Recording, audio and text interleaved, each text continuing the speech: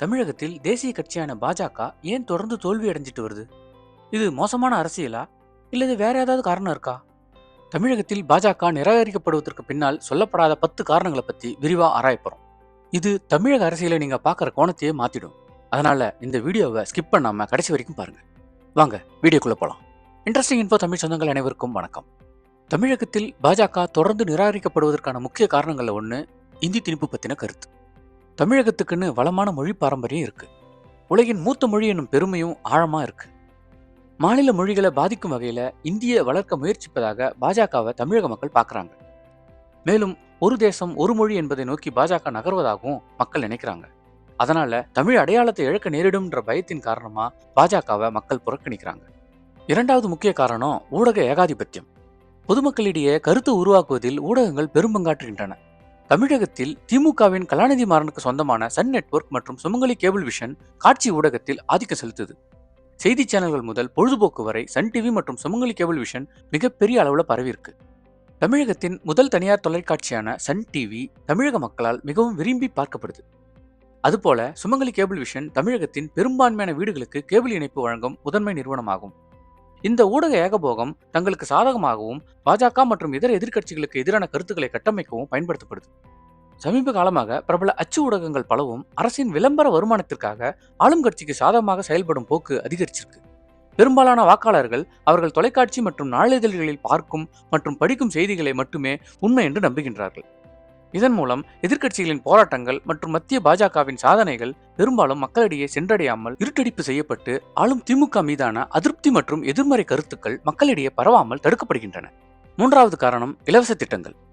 குடும்ப தலைவிக்கு மாத உரிமை தொகை 1500, கல்லூரி மாணவ மாணவிகளுக்கு மாதம் 1000 ரூபாயுடன் கூடிய பொங்கல் இலவச தொகுப்பு, பெண்களுக்கு இலவச போக்குவரத்து போன்ற கவர்ச்சிகரமான இலவச திட்டங்கள் வாக்காளர்களை தொடர்ந்து ஆளும் கட்சியான திமுகவிற்கு விசுவாசமாக வைத்திருக்கின்றன.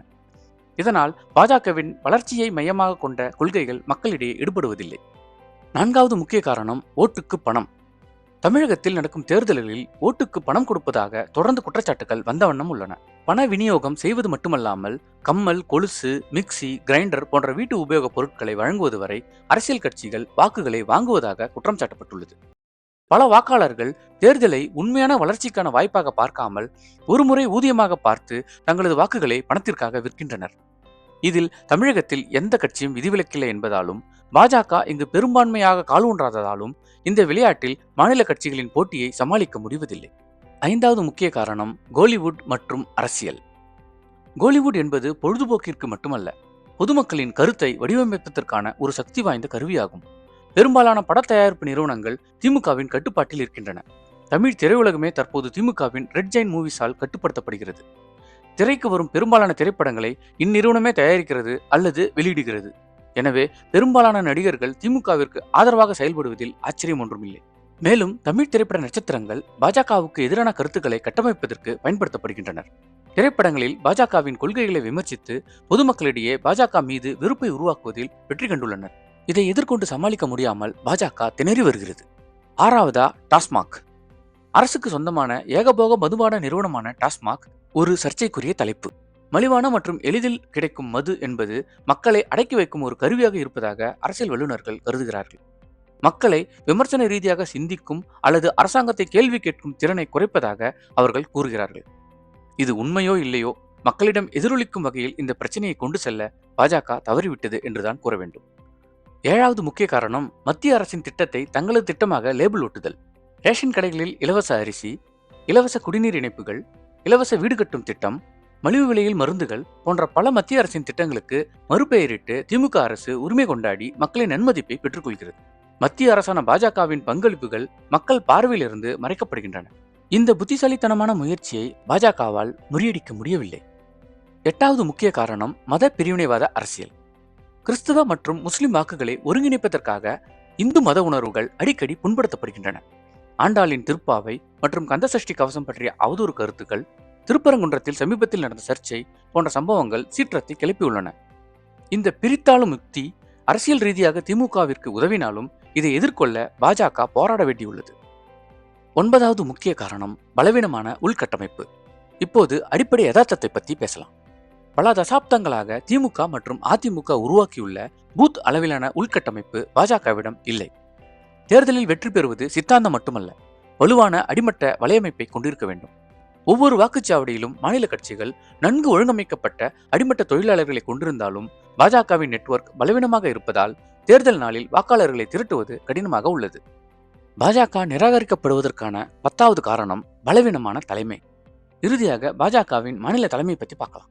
2021ஆம் ஆண்டு வரை திராவிட கட்சிகளுக்கு ஈடு கொடுக்கும் வகையில் பலமான தலைமையின்றி பாஜக இருந்தது. மேலும் மாநில கட்சியான அதிமுகவுடன் இணக்கமாகவும் கூட்டணி அமைத்தும் தேர்தலை சந்தித்து வந்தது. இது கட்சியின் வளர்ச்சிக்கு ஓரளவுக்கு உதவினாலும் மற்ற மாநிலங்களுக்கு இணையான வளர்ச்சியை எட்ட முடியவில்லை. 2021ஆம் ஆண்டு துடிப்பான இளைஞரான திரு அண்ணாமலை அவர்கள் தலைமை பொறுப்பை ஏற்றதிலிருந்து பாஜக சீரான வளர்ச்சி அடைந்து வருகிறது. திராவிட கட்சி தலைவர்களுக்கு ஈடு கொடுக்கும் வகையில் இவரது செயல்பாடுகள் இருப்பதாலும் திமுகவின் ஊழல்களை மக்களிடையே அம்பலப்படுத்துவதில் வெற்றி காண்பதாலும் தமிழகத்தில் இன்று பாஜக 3வது பெரிய கட்சியாக வளர்ந்திருக்கிறது. திரு அண்ணாமலை போன்ற உறுதியான தீர்க்கமான தலைமையுடன் கட்சியின் உள்கட்டமைப்பை விரைந்து பலப்படுத்தி திமுக அரசின் மக்கள் விரோத நடவடிக்கைகள் மற்றும் ஊழல்களை மக்களிடம் கொண்டு செல்வதில் மேலும் முனைப்புடன் செயல்பட்டு தமிழக மக்களின் நம்பிக்கையை பெற்றால் தமிழகத்தை ஆளும் பாஜகவின் கனவு ஒரு நாள் நினைவாகலாம். இப்போ உங்களுக்கு உண்மை புரிஞ்சிருக்கும். பாஜகவை தமிழகம் நிராகரிக்கிறதா அல்லது மாநிலத்தின் தனித்துவமான துடிப்பை பாஜக புரிந்து கொள்ள தவறுகிறதா? கலாச்சார பெருமை முதல் அரசியல் உத்திகள் வரை காரணங்கள் சிக்கலானவை மற்றும் ஆழமாக வேரூன்றியுள்ளன. நீங்க என்ன நினைக்கிறீங்க? இந்தியாவை ஆளும் பாஜக தமிழக மக்களின் நம்பிக்கையை பெற்று தமிழகத்தில் ஆட்சி அமைக்குமா? உங்கள் கருத்துக்களை கமெண்ட் செக்ஷன்ல பதிவிடுங்க. இந்த வீடியோ உங்களுக்கு பிடிச்சிருந்தா லைக் பட்டனை தட்டிட்டு உங்க நண்பர்களுக்கும் ஷேர் பண்ணுங்க. இது போன்ற பயனுள்ள மற்றும் சுவாரஸ்யமான தகவல்களுக்கு நமது இன்ட்ரெஸ்டிங் இன்ஃபோ தமிழ் சேனலை சப்ஸ்கிரைப் பண்ணுங்க. மீண்டும் நல்லதொரு வீடியோவில் சந்திப்போம். நன்றி, வணக்கம்.